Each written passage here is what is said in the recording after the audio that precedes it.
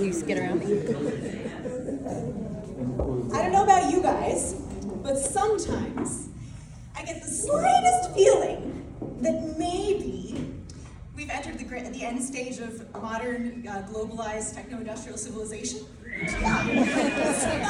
But the thing about me is my brain is super solution focused, so automatically my thought goes to, okay, well, what might this look like, and what kinds of things could we do now to make it suck slightly less?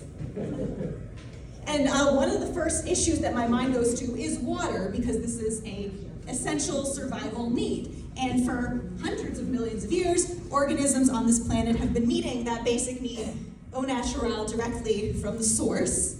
Whereas this is a relatively recent development and feat of engineering that represents a pretty dramatic departure from what is actually normal. So this is the baseline. These are a whole lot of bells and whistles, and we take it for granted as just a given, but it's not, because it's actually dependent on a lot of things going right, and there's a lot of ways that they could go wrong. For example, a global pandemic, I don't know if you've experienced any of those, a series of natural disasters, economic implosion. I think there's a war going on, and that could also take the form of bombardment or a cyber attack, or you might just get yourself a government that dismantles things for fun. And so next I'm like, all right, well, let me think about the Dark Ages for inspiration, because that was a time of major disruption and system failure. And I'd heard about how the water was so contaminated that everyone had to drink beer all the time to survive. Who else has heard about that? Here. Right, lots of hands. Well, I was wrong, and so are you. Excellent. It turns out, through some brief Googling, that the water was perfectly safe there in at least some places. People had enough common sense that if something either looked bad, smelled bad, or tasted bad, they wouldn't swallow it. They also did actually have laws, which they enforced pretty well, to make sure that people dumped waste at designated times and places, although, there was the throwing stuff out of the windows, that happened.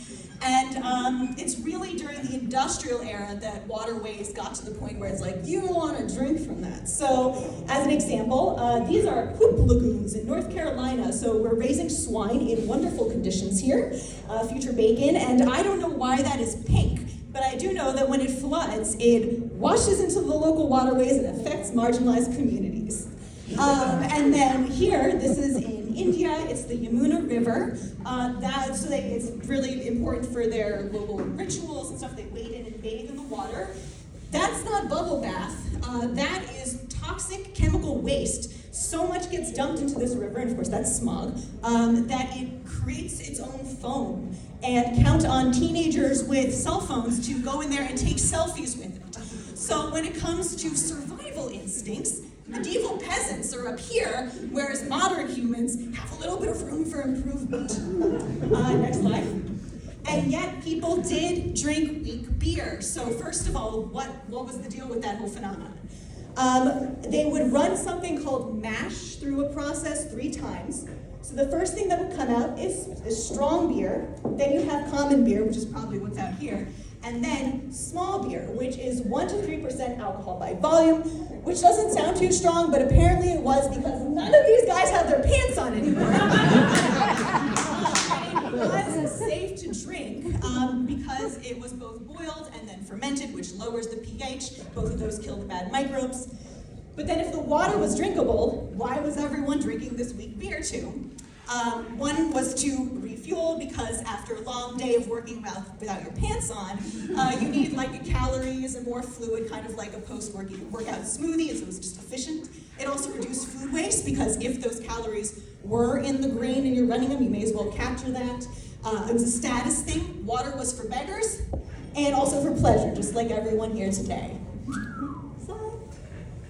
Recap, I'm doing this in 5 minutes. So my perception that either we make massive amounts of weak beer or we're gonna die of thirst was a misconception. However, small beer does have its merits.